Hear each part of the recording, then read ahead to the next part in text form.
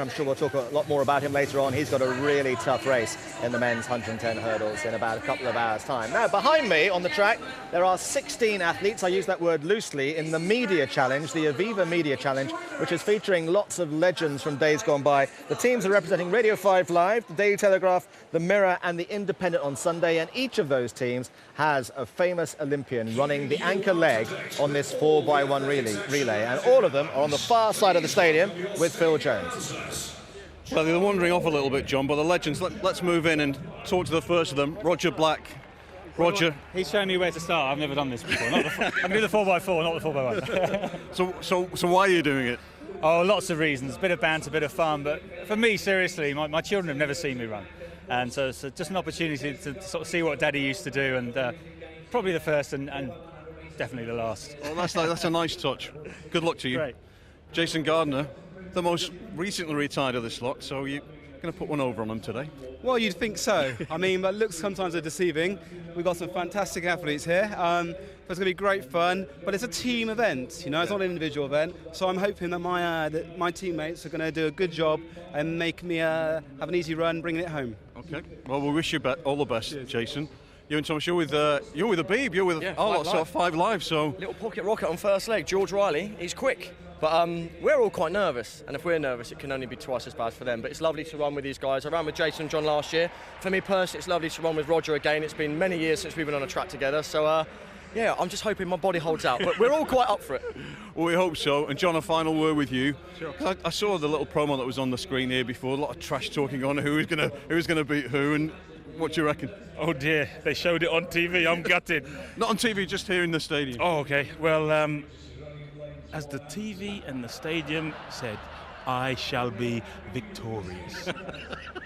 We'll leave the last word with John Regis, I think. Steve Cram's going to call this one. Thank you very much. Well, John won the weigh-in earlier on. Can he win the race here? It's a really exciting day for some of those. I'm going to use the word exciting for those who are going to their marks now. So Daily Telegraph for John Regis' team in yellow. Then we've got 5 Live team in green, Daily Mirror in blue, and the Independent on Sunday in red. And they're the legends, the leg ends, as we like to call them, waiting to go on the last leg. And we've got instead of the mixed zone, we've got the medical zone on standby. Well, George Riley gets a cracking start, doesn't he, for 5 Live in the green there. He stood up out of the blocks anyway and started running. George Riley, look at this. Well, I've got a feeling that the Telegraph and John Regis might have some work to do towards the end. So it's between, at the moment, lanes 3 and lanes 5. Well, this is going to be interesting on the last leg. This is going to be Ewan Thomas versus Roger Black.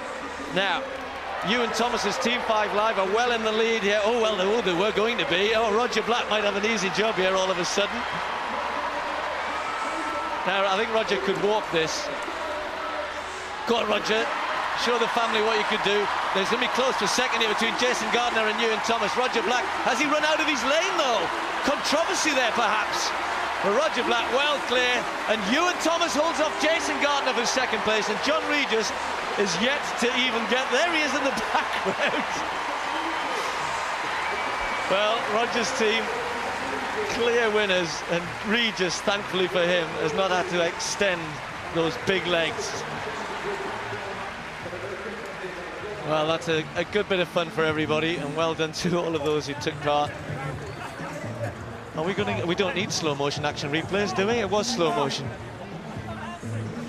We'll have a look anyway.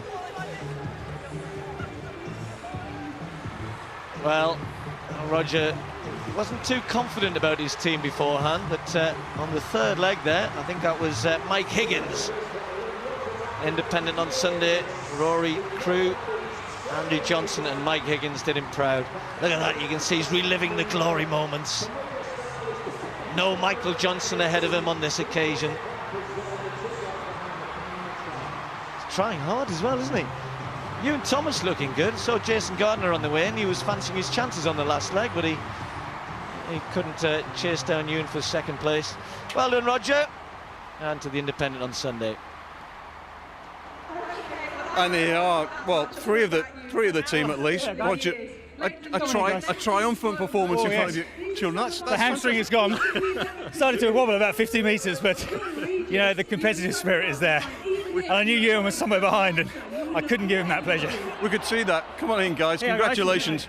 Now, who did that fantastic third leg of you guys there? That was me, yeah. Ginger Flash. That was impressive because it looked like it was going to be a head-to-head with you and Ewan down the home straight, and then you put this guy well out in front. Well, yeah, Roger trained us well. He said, just empty your minds, which for a journalist really isn't that hard, actually.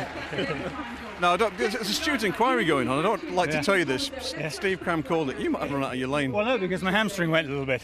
But you know, there's a time to have to be gentle and to enjoy athletics for what it really is.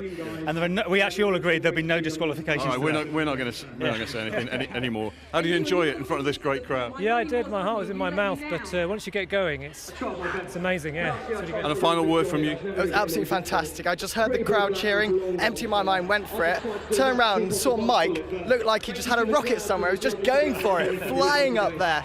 Fantastic. Well done, team. Well done to all of you. Cheers. Good to see you, Roger. All good fun. All good fun. And extraordinary how they got 4 guys in the team who are all called Black. Remarkable.